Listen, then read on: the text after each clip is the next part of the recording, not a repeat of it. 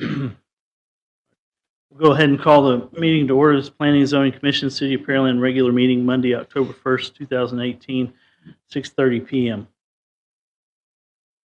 Let the record show Daryl Eisenberg is not present. All other commissioners are present.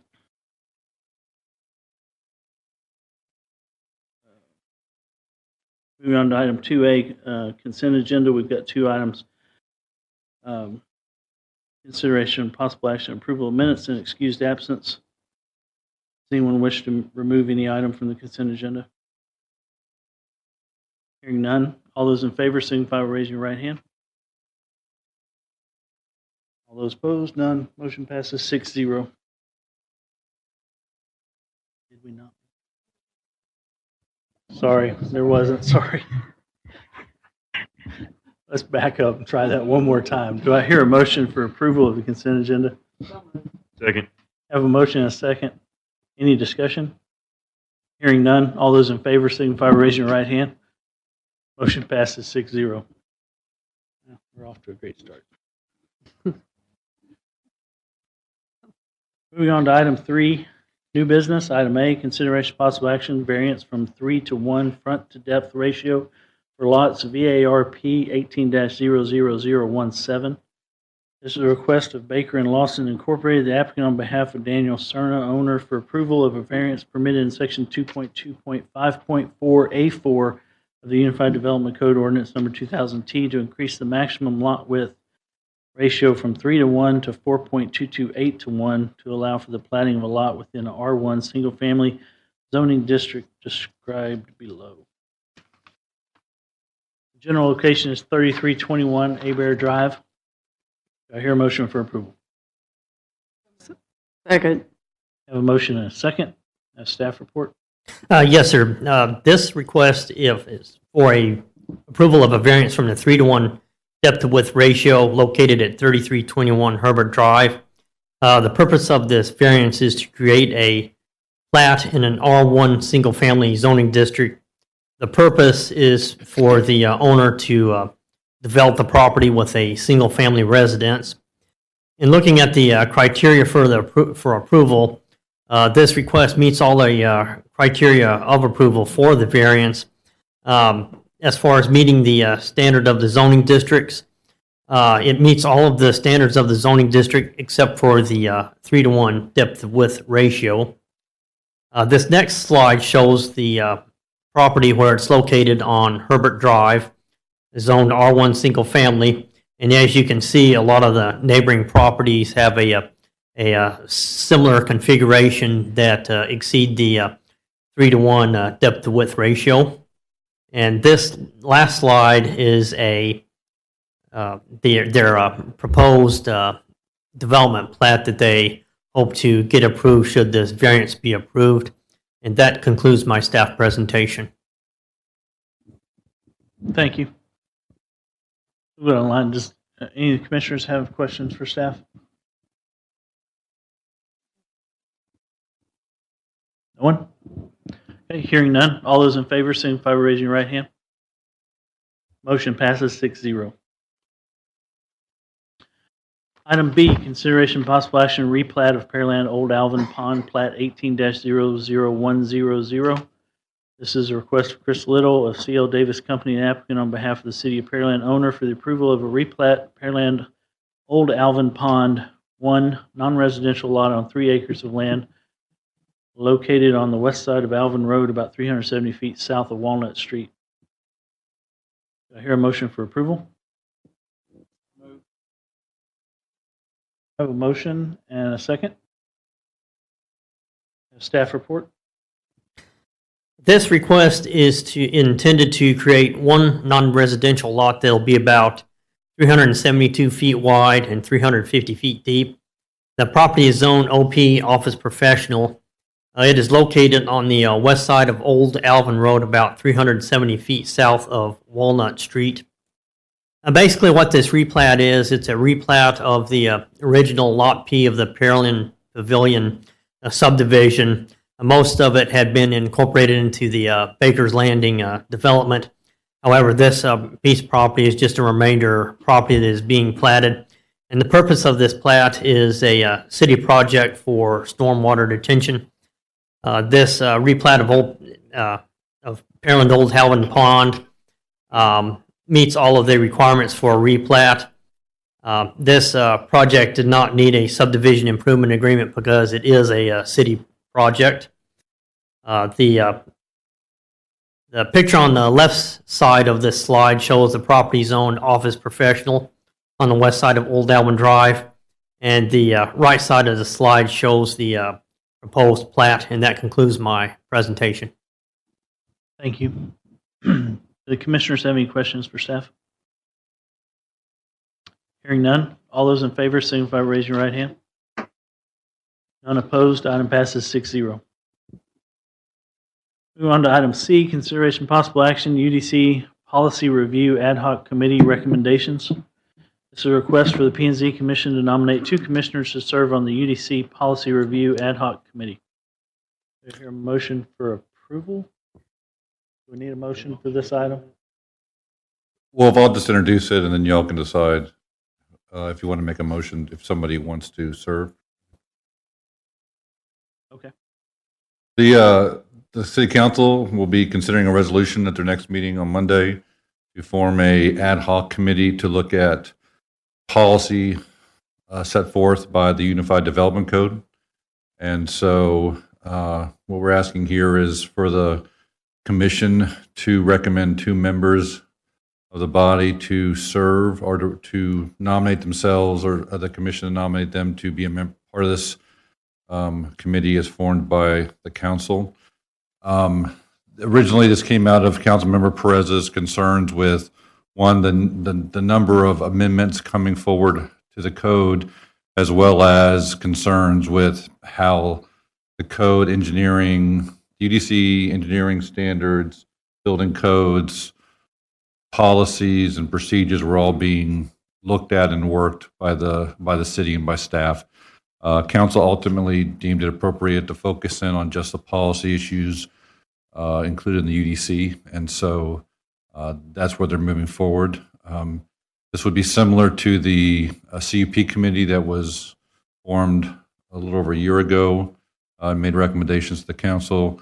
The resolution is calling for a 180-day turnaround time, and then, as I understand, the CUP committee met typically in the mornings, and so every couple of weeks. So I would think that you would need to be available at those times. But if the commission would like to recommend 2 members, we will include that in the agenda item for the packet to let them know who those are, so they can be included as part of that committee.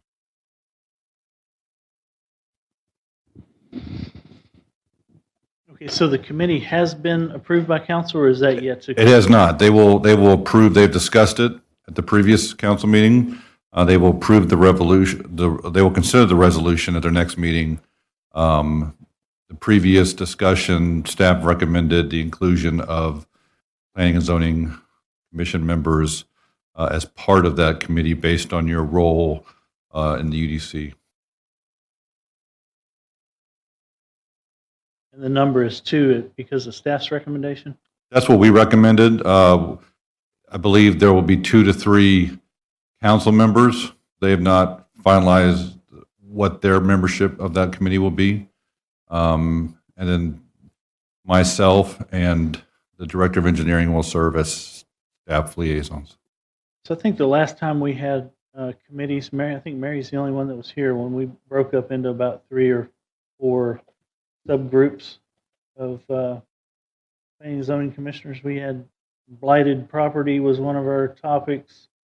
There was about 3 or 4 topics, and we included 3 commissioners in that for workshops that met other times. That was just it was a commission activity to discuss exactly this, UDC changes.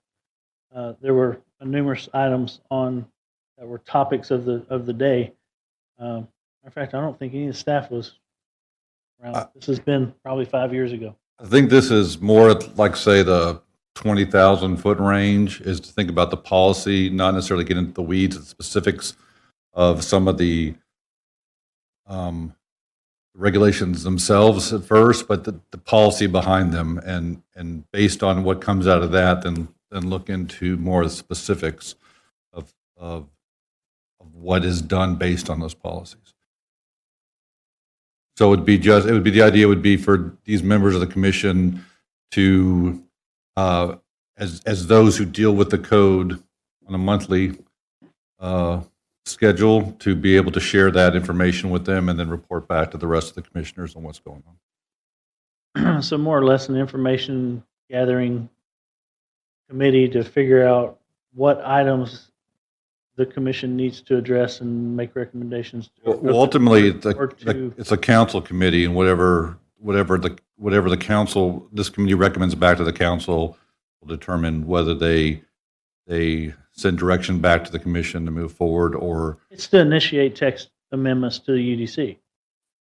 but beginning to focus on the policy issues behind the text, not just the specifics, the regulations themselves. Yes, ultimately, it's regard to that. But one of the concerns is, do we continue to look at amendments as they come up, which is every couple of months, or do we get on some sort of, let's say, amendment schedule where once or twice a year we just bring forward a handful of changes for consideration, so it's not every month or two we're looking at a different issue. I think many of the commissioners I think I can speak for many of them. There's been other items that I would consider this committee initiating for a text amendment that we haven't went forward with. So I would hope that this ad hoc committee would take into account some of those that we've already tried to put into the pipe for possible addition or revision to the UDC, and make some movement on those items as well. Can I do this? Can we ask for a simple poll of who would be available to do this, since it would be during the day, to poll the commission? Is that? Yes, that's appropriate. I think a complication with that is last council committee was, the CUPs was on Fridays in the morning. We don't know who's going to be on council yet. We don't know if this is going to be Friday mornings, Monday mornings, if they'd rather do it. In the evening? I don't know what time their preference is I don't know who's on the committee and when they're available. So, but absolutely, you could poll and see who thinks they have the time and the availability to commit to it, pending that they meet in the mornings like they did for the CUP committee. Okay. So of the commissioners, who would be willing, or who would want to serve on this ad hoc committee? Don't know. It could be once a week for a month. It could be. What we're recommending in the resolution is 180 days from the time the resolution is passed that the commission or this committee brings forward their recommendation to council. And so it just depends. Ultimately, I think they met every 2 weeks before or so. It was 2 weeks. Yeah, it was I think the first few meetings that just had the council members on it were a little bit more frequent. But as soon as they got the other people on it, they spread it out over 2 weeks. So it was only like the first 2 or 3 weeks that city council who was on it. I didn't know they met before they talked to us. They had to figure out which one of you to invite, or which members of the community to invite in the discussion.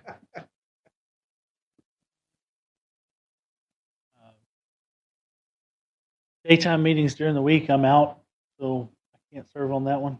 I can. I can. So who could do it if it was during the week? Show of hands. I could do it, most likely.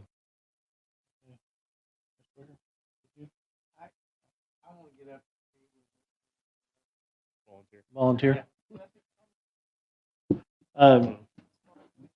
I don't know if it's official communication or not, but Daryl had texted me and said he would not be here, but he did state that he would be willing to serve on the committee. The other avenue we could move forward with is simply, y'all could just say the following members are willing to serve based on schedule availability, and we could just submit that to the council. Then once once the council determines what's best for them, we can see which of y'all's schedules works with I mean, that. I would like to serve on it myself, but during the week, I couldn't do it. So that being said, Mr. McDonald's recommendation of saying the following people are available to meet during the daytime, but that's when you have the meeting, might help them, or at least it would prevent them from reaching out to somebody such as yourself or Mr. Wicker, and then finding out that they're not available and delaying the process because they have to go back and find one of the other planning and zoning commissioners who would be available. And it sounds like, counted hands correctly, there might be 4 of you who can meet during the daytime. Yes. So do we need to recommend that, or can we just agree? And You don't have to nominate particular people, but you could, I think the way that we're recommending it here would be to send a letter, authorize Community Development Director John McDonald to send a letter advising council that the following planning and zoning members have an interest in serving on the committee and also are available to serve on the committee during normal business hours. That'd be great. yeah. So that's what I would recommend. That I make a motion that staff prepare a letter for council stating that Laney Cade, Mary Starr, Thomas Duncan, and Daryl Eisenberg, per his notification to me, are available to serve on the committee during. Hey, Mr. Pradia. I'm sorry, Troy. I didn't see your hand. I'm sorry. And Troy, Mr. Pradia. So that's are available during the day to serve. If you could add my name to that for PM hours, if that's a possibility, or an alternate if they need an alternate. Understanding 2 to 3 would be the max that could serve on that committee from mission. I would. So that's how. And then- motion. It's basically every. Sorry. I was going to say, so I think I understand the basis of your motion, and I would ask, do we also want to do PM hours just in case they do it? Is there anybody who's not available in the evenings? Can't do PM hours. Can't do PM either. Okay, so The morning time. Okay, so we can give them what y'all's availability is that'll work. based on that. And so we'll give them the list of Mary Starr, Ron Wicker, Daniel Tunstall, Laney Cade, and Daryl Eisenberg in the PM hours. You're making the motion. If I can get you to say so moved, So moved. and if I could get somebody to second. Thank you, Ms. Starr. Second was from Ms. Starr. All those in favor, signify by raising your right hand. None opposed. Motion passes 6-0. Maybe we ought to add Robert's Rules of Order to that ad hoc committee. Okay. Moving on to item 4, discussion items. Item 1, revision to the future land use plan map. Mr. Chairman, this is the exact same presentation I gave last week, but I noticed some of you were asking for more information. So I'm not going to go over in detailed each slide like I did last time. We're still proposing the same exact 5 proposed changes to the future land use map. But I do want to show you what I've added to show you more information. I'm not asking for action now. What I would like for you guys to take this home, study it. I'm going to continue to put it on the agenda just in case you guys have any comments or changes to me. And at a later date, we're going to bring it forward for action. There's going to potentially be a JPH on it as well. I just want to introduce it to you guys ahead of time. So we've studied it. We've got we've taken your input back in making the changes. So what's changed, I've added the purpose of why we're doing this to our packet. Also added a chart that kind of gives explanations of the future land use designations and what are the most associated or closely related zoning districts. Some of you were asking on a scale of where the zone change was across the board of the city of Pearland. So For instance, the zone change at Cullen and McHard fits in this B1 area. Tried to make a grid. As you can see, it's the kind of the north of Pearland. Also gave you a comparison, a side-by-side comparison of the current future land use map compared to the current zoning map. And this gives you a side-by-side comparison of the current future land use map to the proposed future land use map. And I labeled the changes. So those labels 1, 2, 3, and 4 correlate to the changes that are proposed here in this table. So each one of the 5 changes has all of that information associated with it, and the intent was for you guys to take this information, go home and study it, and return with some input. Again, it'll be on the agenda at the next meeting, or maybe the next 2 meetings, so that I can receive the input back from you all. That's all I had. Okay. Thank you. The commissioners have any questions? Well, I need to look at it more.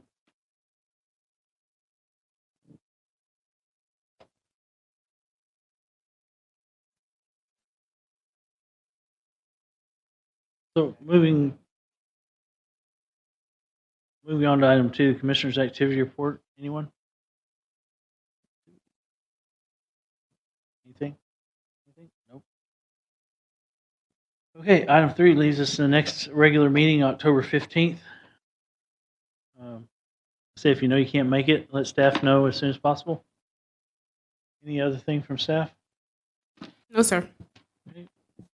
We will adjourn at 6:53 p.m.